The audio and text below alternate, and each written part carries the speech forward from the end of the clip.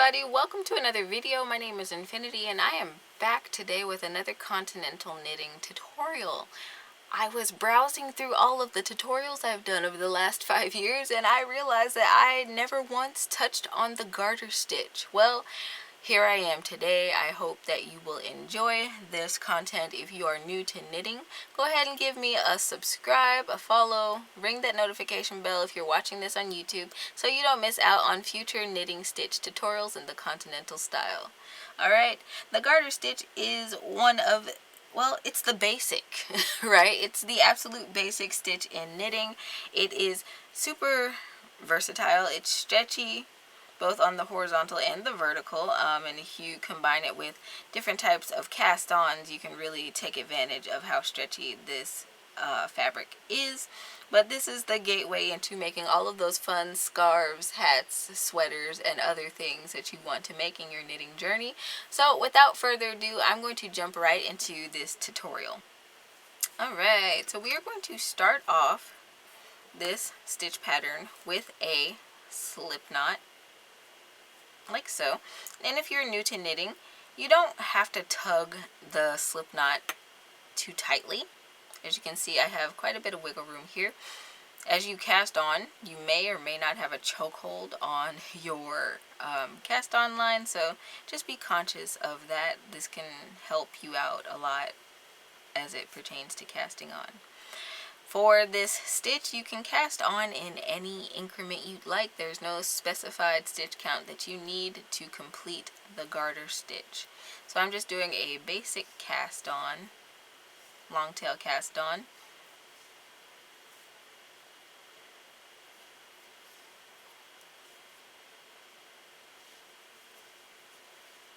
Alright, this is going to be my last cast on stitch because that tail is super short. Alright, now that I have cast on all of my stitches, I'm going to grab my other needle here.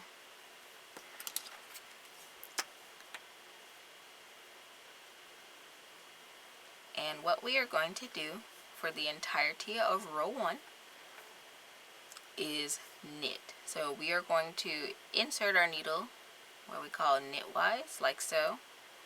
Yarn over, scoop that loop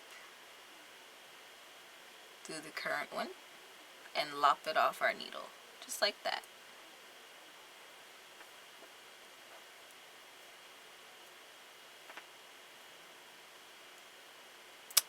That's all there is to the knit stitch.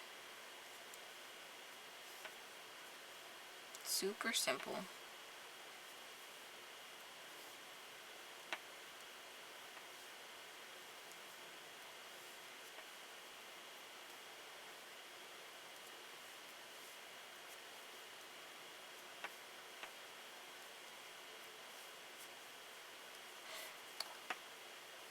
If you are a beginner knitter, one thing about knitting is that sometimes people like to complicate what the right and wrong way of knitting is. But honestly, just wrap your yarn however it feels comfortable. This is the way I learned, and it was the way that the older lady that I watched on YouTube learned, so all those years ago. So, you know, just do what feels comfortable. If you want to do continental knitting, if it makes more sense to you, then do it. If you are more comfortable with the English style, then do that. But knitting is supposed to be fun, so don't let anybody harass you into not knitting because you're not doing it the right way.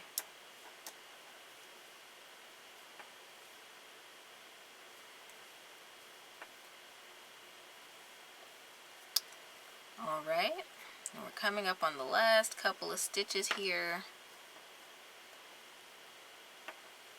And I'm going to knit that last stitch. And this is row 1, right? So for row 2, we're going to turn our work, bring our yarn to the back. You will never be able to knit stitches with your yarn in the front. All we're going to do for row 2 is knit. So this pattern is a 1-row repeat that consists of just knitting.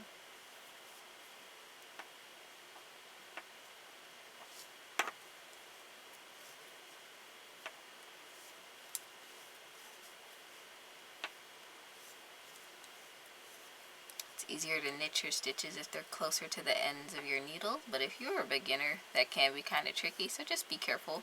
Take your time and be patient with yourself.